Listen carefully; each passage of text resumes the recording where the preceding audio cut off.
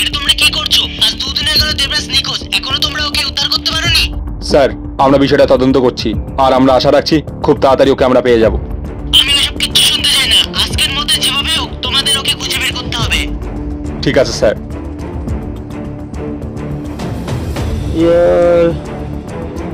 জল? ফজি, তুই দুদিন ধরে তৃষ্ণার্ত। তুই যদি জল পান করতে চাস তাহলে বর্ডার ইনফরমেশন বলে দে।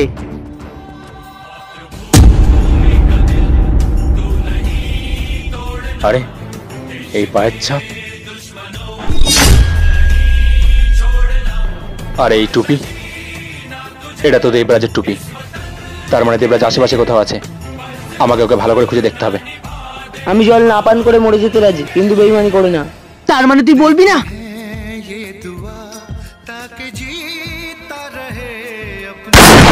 ওহ!